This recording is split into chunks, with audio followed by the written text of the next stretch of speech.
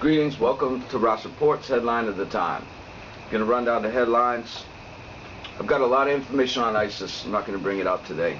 I've got to get a couple more things put together, but there's some interesting points I want to make on ISIS that might crack this case wide open. The new bill that was just passed, it included an authorization measure, which we covered, allocating so many billions of dollars to the Middle East campaign.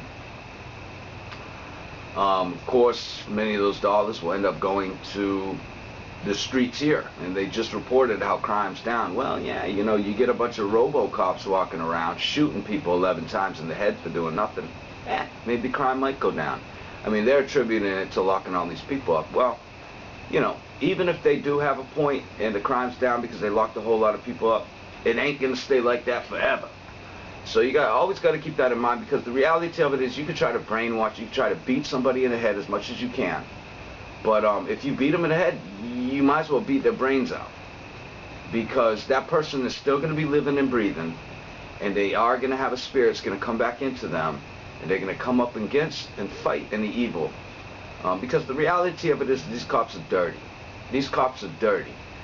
We've seen how many crimes are they going to commit before we actually stand up and take back our country, our liberty.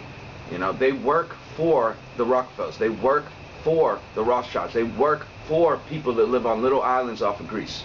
They don't work for us, okay?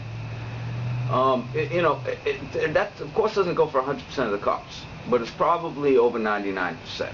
And you know, as my brother had pointed out, if you work for the police, then you are part of that organization. It's like, am I going to go worship in the Church of Satan and claim myself to be a Christian?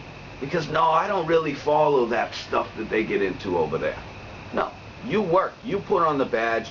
You know, I've talked to people that have quit their duty because they were forced to lie.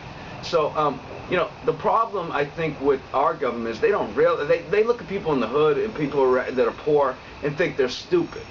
No, the reality of it, the naive people, all the middle class people that wake up, they sit in their little cubicles all day, they do what they're told, and they go home and they look to spend time with their family. There's nothing wrong with that, okay? But the reality of it is they have no clue